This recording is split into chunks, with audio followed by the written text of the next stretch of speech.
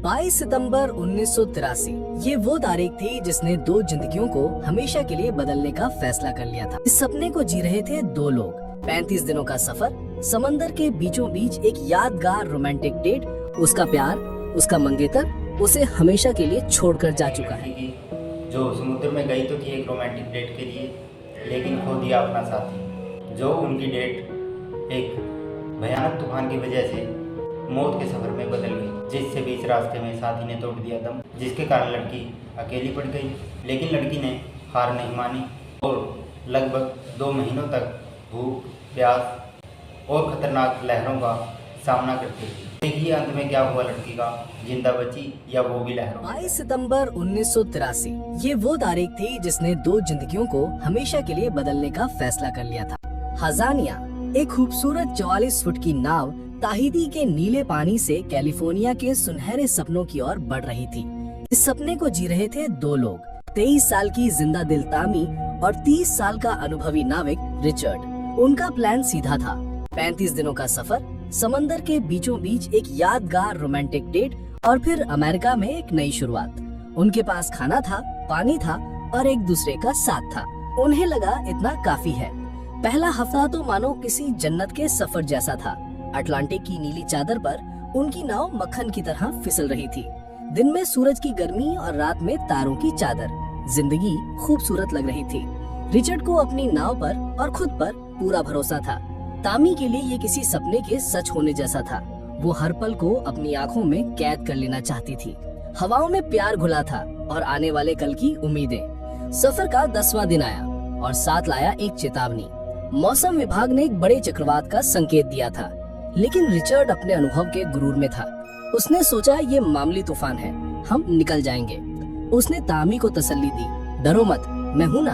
उन्होंने उस चेतावनी को नजरअंदाज कर दिया और यही उनकी सबसे बड़ी भूल साबित हुई। 12वें दिन जब वो जमीन से मीलों दूर समंदर के दिल में थे, आसमान का रंग बदलने लगा, काला, गहरा और डरावना। अचानक एक मॉन्स्टर्स तूफान ने उन्हें चारों तरफ से घेर लिया। लहरें पहाड़ों जितनी ऊंची उठ रही थीं और उनकी छोटी सी नाव पर किसी खिलौने की तरह टूट रही थी। हजानिया हिचकोले खा रही थी। ऐसा लग रहा था मानो समंदर उसे निगल जाना चाहता हो। रिचर्ड अपनी पूरी ताकत से नाव को संभालने की कोशिश कर रहा था। उसके चेहरे पर पसीना और आंखों में पहली बार डर की एक झलक दिख रही थी। तामी बुरी तरह सहमी हुई थी। वो बस कस कर एक जगह को पकड़े हुए थी। घंटों तक ये जानलेवा खेल चलता रहा।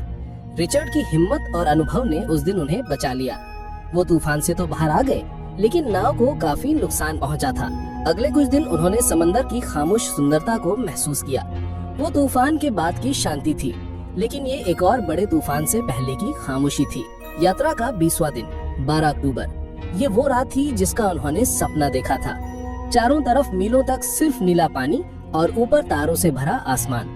कोई शोर नहीं, कोई दुनिया नहीं, बस वो दोनों और समंदर। रिचर्ड ने नाव के डेक पर एक खूबसूरत कैंडल लाइट डिनर का इंतजाम किया था।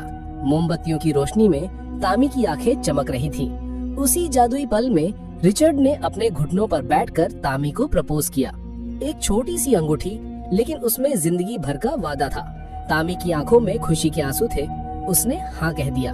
वो पल परफेक्ट था, इतना परफेक्ट कि यकीन करना मुश्किल था। डिनर के बाद खुशी से थकी तामी सोने चली गई, इस यकीन के साथ कि उसकी जिंदगी अब हमेशा के लिए खूबसूरत हो गई है। रिचर्ड नाव चलाता रहा, अपने आने वाले कल के सपने बुनता रहा। रात के करीब 11 बजे एक जोरदार झटका लगा। किसी भारी चीज ने नाव से टक्कर मारी थी। रिचर्ड चौंका। उसने चारों तरफ देखा पर कुछ नजर नहीं आया। वो जैसे ही डेक के किनारे पर गया, वही अनदेखा दाना फिर लौटा। इस बार टक्कर और भी जानलेवा थी। नाव बुरी तरह हिली और रिचर्ड का संतुलन बिगड़ गया। उसका सिर लोहे की एक रॉड से टकराया और वो बेहोश होकर उफनते समंदर में जा गिरा। एक पल में वो आंखों से ओझल हो गया। समंदर की गहराइयों ने उसे हमेशा के लिए निगल लिया। दूसरी तरफ कैबिन में सो रही तामी का भी सिर टक्कर की वजह से दीवार से टकराया था और वो भी बेहोश हो गई थी। वो अंदर थी, इसलिए समंदर में गिरने से बच गई, लेकिन वो एक चलती फिरती कब्र में कैद हो चुकी थी।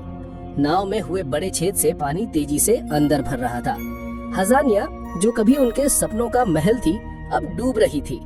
लगभग 15 घंटे बाद जब तामी को होश आया तो उसके पैरों के नीचे पानी था।